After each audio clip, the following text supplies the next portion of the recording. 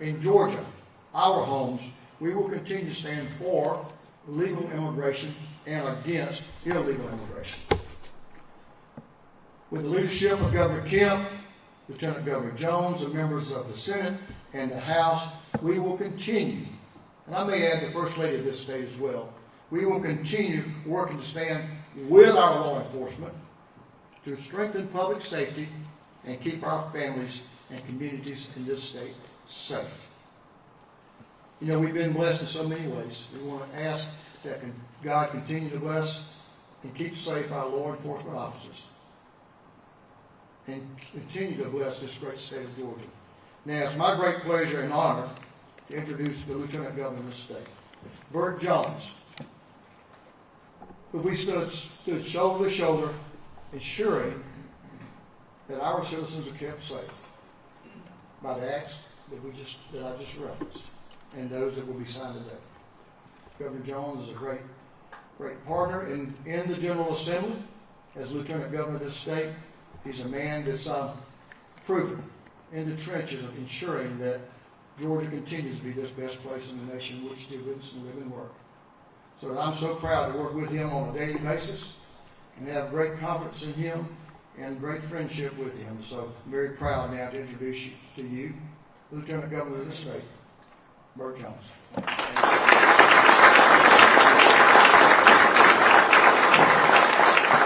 Good afternoon. It's a pleasure to be here today. Thank you, Speaker, for those kind words, and Governor, always a pleasure. Governor, I've been on tour now. I mean, this is 5 days in a row right here. We were at Sunday school together, I believe, on Sunday, didn't we?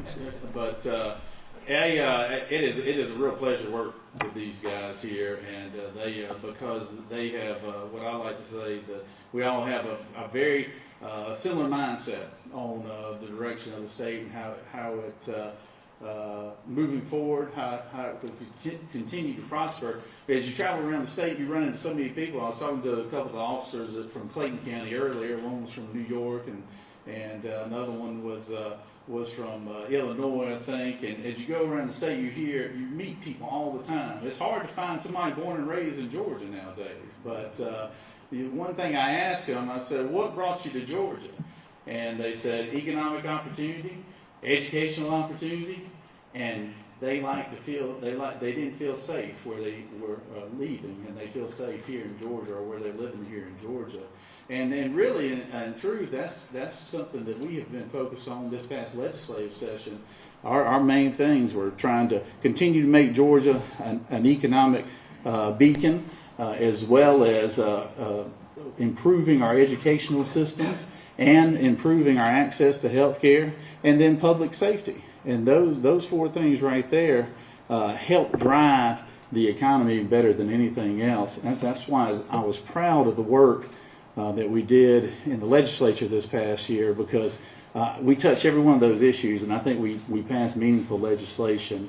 And very proud of the partnership that I've developed with the Speaker and the legislative House the House members there in the legislature. But I'm here today really to brag on a couple of my members who carried these bills forward that we're going to be signing. The governor's going to sign here. One was Senator Randy Robertson out of Columbus, Georgia. Senator, raise your hand real quick for us here. Former law enforcement man, and I can tell you right now, to all my men and women in uniform in this room right now, y'all got no better ally than that man right there, Randy Robertson. He lives and breathes it, and he passed legislation today. We did a bail bond reform because too many times we have seen some of our cities, or not many, but some of our cities or counties where it's been a revolving door with criminals, as far as they had no cash bail and things of that nature, and it just seems like there was a correlation between how lenient some municipalities or counties treated things and the criminal activity that went on in their communities. And so I was proud of Randy and his hard work. He worked on it for 2 years. And I think it will be meaningful, and I'm proud of the work he did. And if y'all don't mind, please give Randy a round of applause.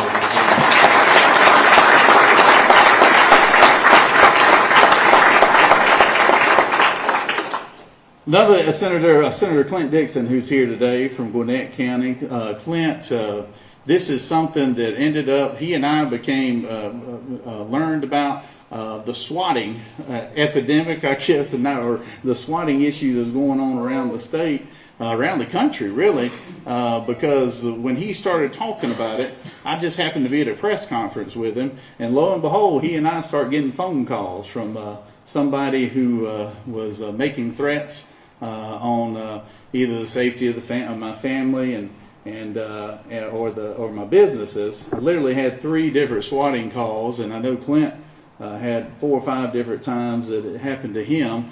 Now we had and they didn't they were bipartisan with their actions. They were doing both Republican and Democrats, these groups. But I will tell you, it was scary for I know Senator Dixon being in Gwinnett County, but for me being in a small county and either being related to everybody or knowing everybody, I knew real quick that we were being pranked. When it happened to myself, and we were at the time. I had when the swatting call happened, they called in 911, and when it took place, I had the sheriff immediately call me and he asked me, "Are you okay?" And I said, "Yeah, I'm fine." He said, "Well, is Jan and the kids all right?" I'm like, "Yeah, they're fine too. What's going on?" He goes, "Well, there's a 911 call, said there's a hostage situation at your house." Well, at the time I was remodeling my house, and I said, "Sheriff, if there's a hostage situation at my house, it's between the painters and the roofers right now." I was like, because we're not even there, and so. But like I said, I could diffuse it real easily. But in situations like with Clint, what happened with him, what happened with Senator Jackson there in Decatur, it was scary. The resources that go into having to respond to one of those calls is ridiculous. But I also want to point out the fact that those people who were making those prank calls, we caught them. And thanks to the Georgia State Patrol and the GBI, they weren't even they were not even here in the States. They were in European countries. But the good work that our agencies did brought them to justice very quickly, and I'm proud of that. And but for those situations that aren't as lighthearted as mine, this bill will pay big dividends and be very beneficial.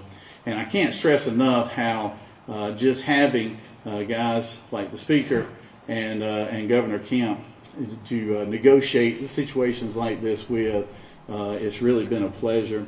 And I've been bragging on Governor Kemp for the last 3 or 4 days now, and I know he thinks I want something from him, but I don't. I'm bragging on him because he's done a good job, and he continues to do a good job, and he is fully committed to the state of Georgia. He and his family are, like I said yesterday at another bill signing, are great ambassadors for the state. The state will continue to thrive under his leadership and continue to thrive under good direction of the legislative body led by the Speaker of the House there. And as long as I got good Senate members like Randy Robertson and Clint Dixon, we'll try to do our best over in the Senate as well. So, but without any other delay, I'd like for everyone in this room to give a warm welcome to the governor of our state, Governor Brian Kemp.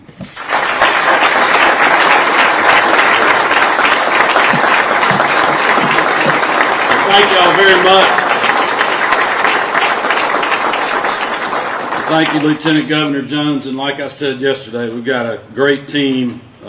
These two behind me, but also a lot of other members of the General Assembly that are with us today that have been working on all of these issues. I can tell you, I don't think there's a safer place in America that you could be signing a bill right now.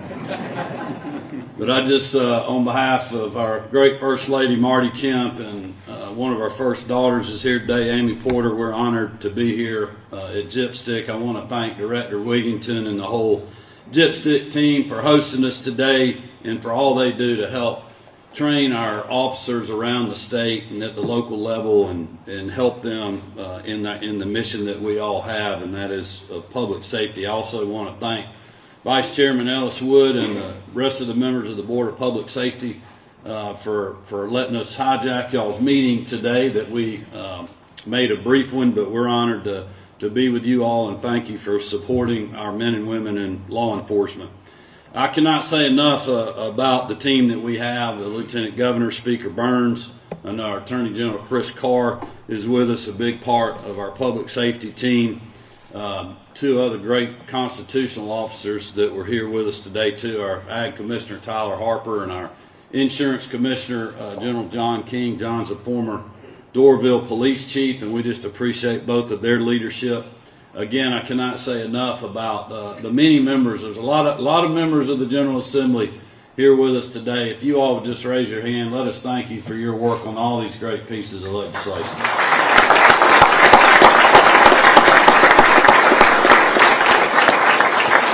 I also just want to thank a few other folks that I've seen in the room. Commissioner Tyrone Oliver from the Department of Corrections, who continues to work very hard, and we appreciate his leadership. I know Colonel Hitchens and the command staff is here from the State Patrol, Director Hosey, and a lot of GBI folks are here today. Director Jay Neal, CJCC, Commissioner Michael Nell, and Department of Community Supervision. We've got our folks from DNR, some of our wardens here, certainly our troopers. I know Terry Norris from the Georgia Sheriff's Association. We got the Chiefs Association folks here. We got a lot of chiefs and sheriffs with us, and a lot of men and women who are protecting and serving us every day. And let's just thank them for what they do every single day.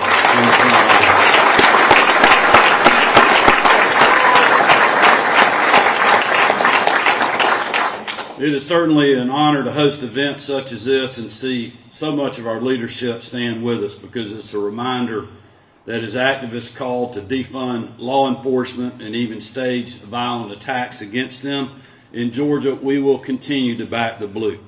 Thanks to the bravery of these men and women who put the uniform on every day, even in the face of those challenges and dangers that come with the job each shift, we are able to sleep soundly knowing our streets are safe and our communities are secure. I first just again want to thank our law enforcement across the state who are standing strong and maintaining order in the face of protest and disturbances on our college campuses.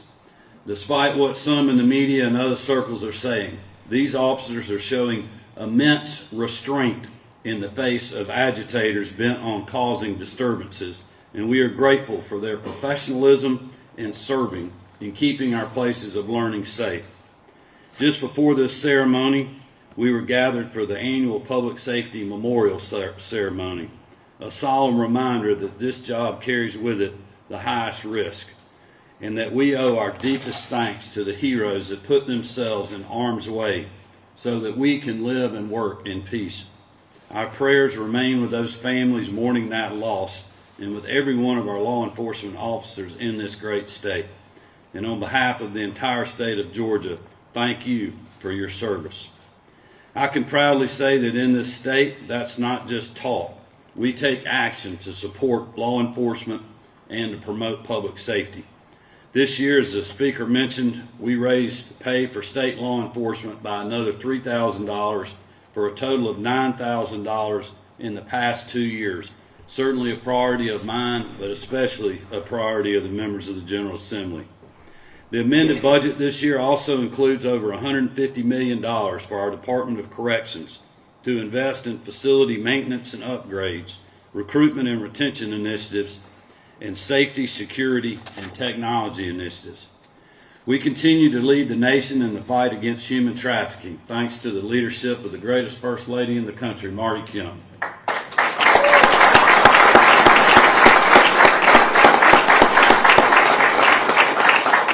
But we could not do this without the support from the members of the General Assembly, but also with our law enforcement who are on the front lines of this fight. With improved training and the buy-in from the departments across the state, we have now have eyes and ears in every corner of Georgia focused on stopping this evil industry. We've also seen incredible success from the crime suppressing units in cities across the state, with our state law enforcement partnering with local law enforcement agencies to keep our streets safe. And today we'll sign these bills to further affirm our commitment to a safer and stronger Georgia. First, I'll sign H. Bill 1105, sponsored by Representative Jesse Petrie, amended by Representative Houston Gaines, and carried by Senator John Albers. This bill, the Georgia Criminal Alien Track and Report Act, became one of our top priorities, as the Speaker mentioned, following the senseless death of Laken Riley at the hands of someone in this country illegally who had already been arrested even after crossing the border. The Biden administration has failed in its duties to secure our southern border, and as a result, we do not know who is entering our country or where they are going. But in Georgia, we will do everything in our power to ensure criminals are not allowed to walk free and terrorize our communities. That's why I'm proud to sign this bill that codifies procedure for jails to determine the nationality and immigration status of confined individuals, and requires the Department of Corrections and Sheriff's offices to notify ICE of illegal immigrants in their custody. If you enter our country illegally and proceed to commit further crimes in our communities, we will not allow your crimes to go unanswered. Thank you to the many legislators who took action to ensure this bill reached its final passage, because no family deserves the pain that Laken Riley's has gone through. Our prayers will continue to remain with them as they mourn the loss of their daughter, and we will be proud to sign this bill in her honor. Next, I'll sign Senate Bill 37, sponsored by Senator Randy Robertson and carried by Representative Jay Collins in the House. This bill will help our law enforcement better perform their duties by allowing jailers to have arrest powers, granting sheriffs one additional court supplement, and allowing the governor, a county sheriff, or chief of police to request the use of the Gypstick Law Enforcement Unit. It is up to us to ensure our law enforcement are well equipped to handle the challenges they face, and this bill will help us achieve that goal. Next, I'll sign Senate Bill 63, also sponsored by Senator Robertson and carried by Representative Houston Gaines in the House. This bill carries out important bail reforms that will ensure dangerous individuals cannot walk our streets and commit further crimes, as the Lieutenant Governor mentioned earlier. After that, SB 159, again sponsored by Senator Robertson and carried in the House by Representative Stephen Saines. This bill increases penalties for providing prohibitive items to inmates and using an unmanned aircraft to photograph our prisons or commit crimes. Again, thank you, Senator Robertson, and to all who supported these bills for working to ensure our law enforcement can do their jobs and keep our citizens safe. After that, I'll sign HB 1058, sponsored by one of my floor leaders, Representative Lauren McDonald, and carried in the Senate by Randy Robertson. The annual motor carrier update.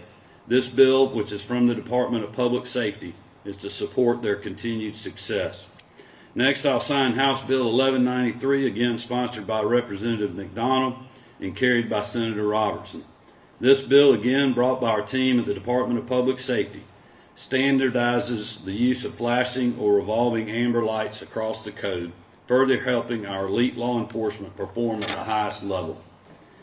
I will then sign House Bill 451, sponsored by Representative Devin Seabaugh and carried by Senator Robertson.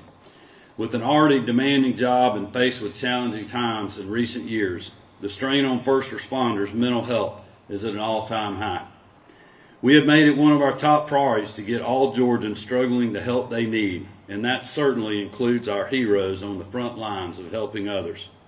This bill helps achieve that goal by requiring all public entities to offer supplemental illness-specific insurance for first responders clinically diagnosed with PTSD from their exposure to traumatic events in the line of duty that prevent them from carrying out their future duties.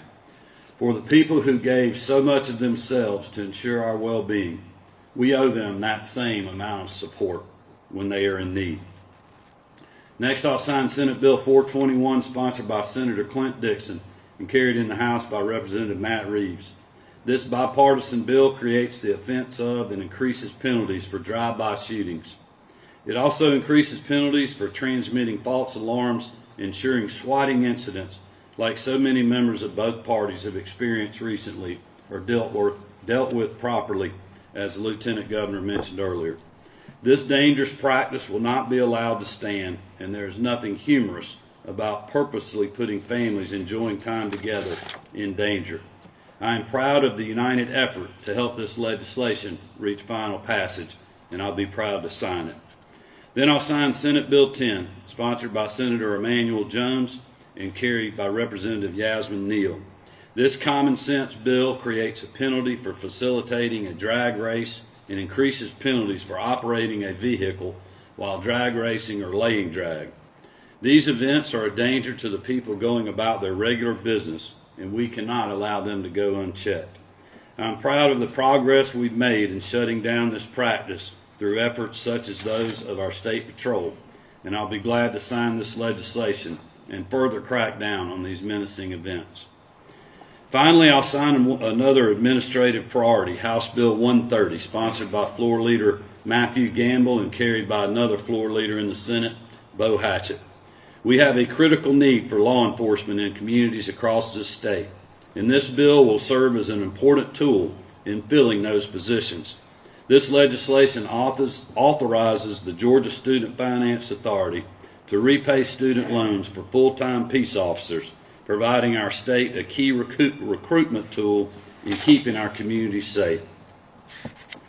In closing, I'd just like to say, every Georgian deserves to live in a community where they are safe from criminals who target their person and property. And no matter our disagreements, I know we all want to see a state where families can thrive free of violence and crime. To those criminals who think they can succeed at the expense of the good people of our state, rest assured, we will not rest until you face justice. As long as I'm your governor, our commitment to that mission and to our law enforcement will not waver. Our prayers will always be with the brave men and women, both their safety and also their success. May God continue to bless our law enforcement heroes. And with that, let's get to signing some bills. Thank you all for being here.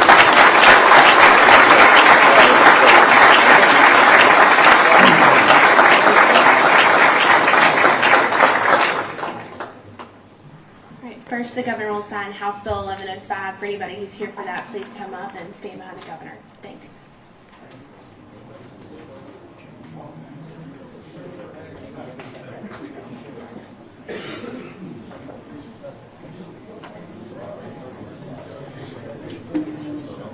They're good looking.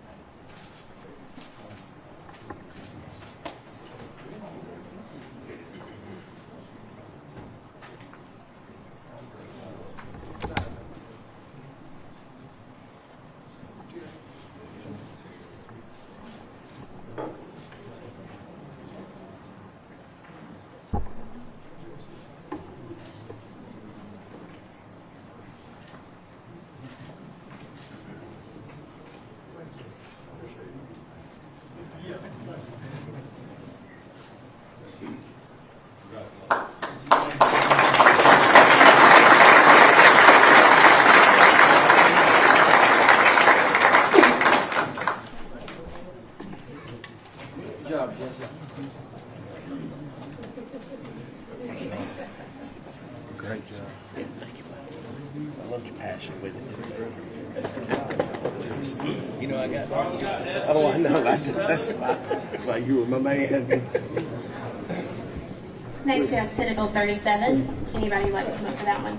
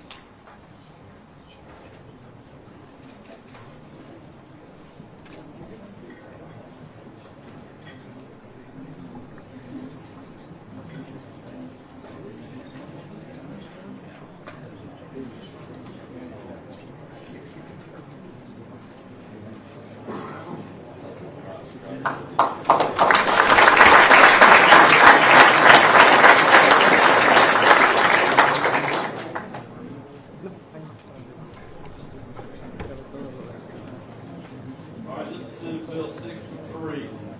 Vice here for Senate Bill 63. Anybody here for Senate Bill 63? Come on up.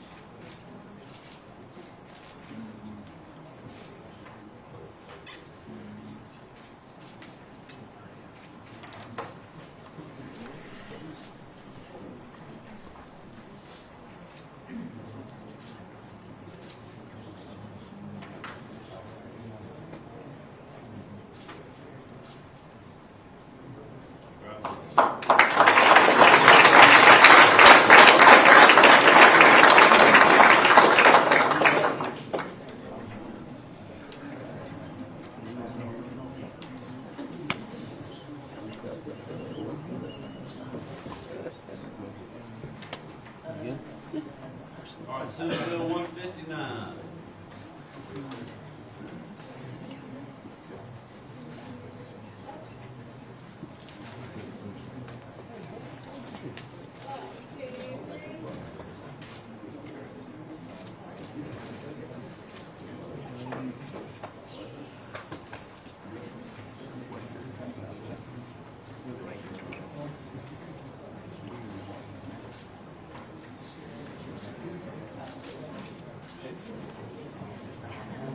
Something for green on.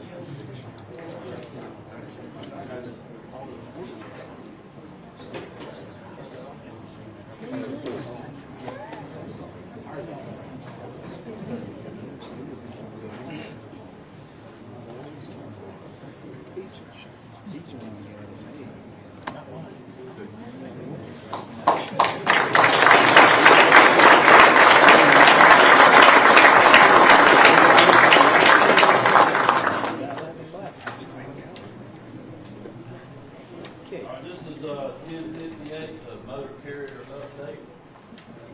Anyone who'd like to come up for 1058, House Bill 1058?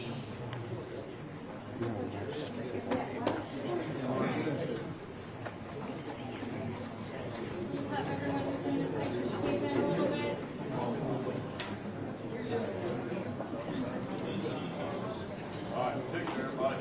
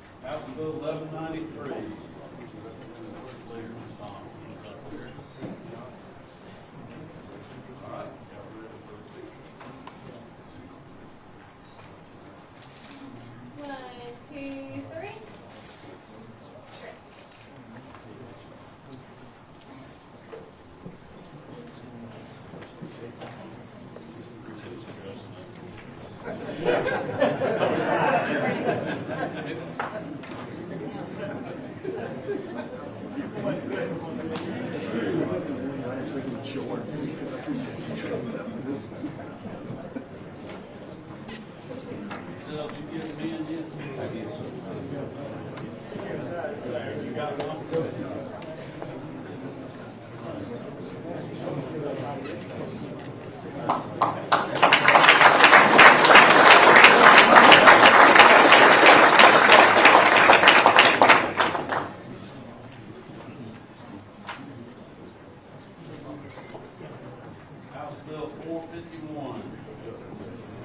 House Bill 451.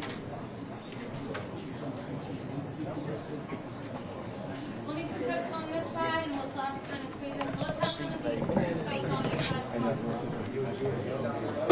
Don't get on in there. I'm gonna give the dance. I got plans. PTSD bill. Hop on in there. Get on. We can still squeeze in a little bit if possible. I know it's hard. Not a whole lot of space. All right. Okay, 1, 2, 3.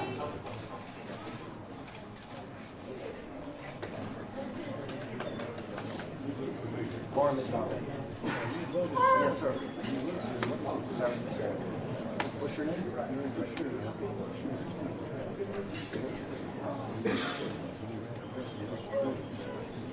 Yes.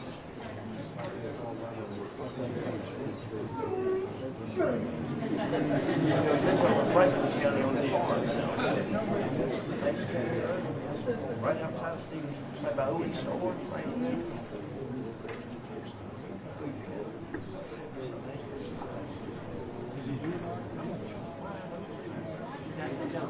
Just sold it to plane, the 86 this year. It's crazy.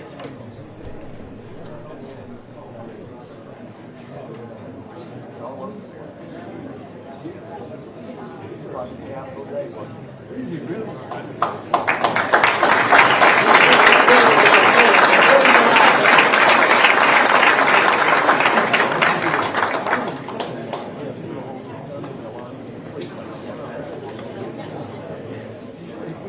Yes.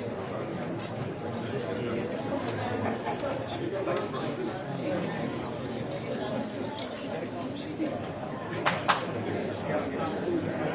Very nice.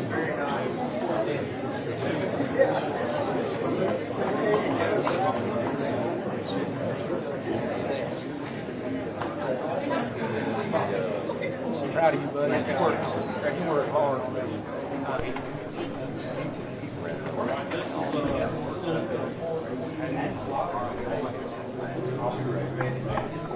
Next is Senate Bill 421. Anybody for 421? Compensation. I do not know off the top of my head. I'm sorry.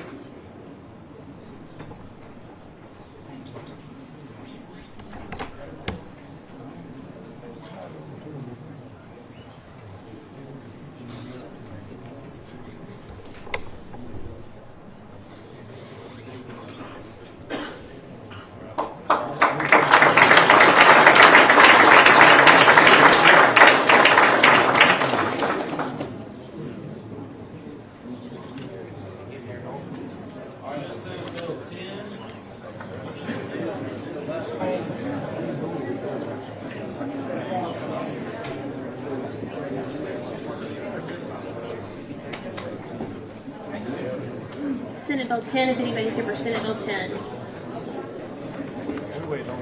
Compensation.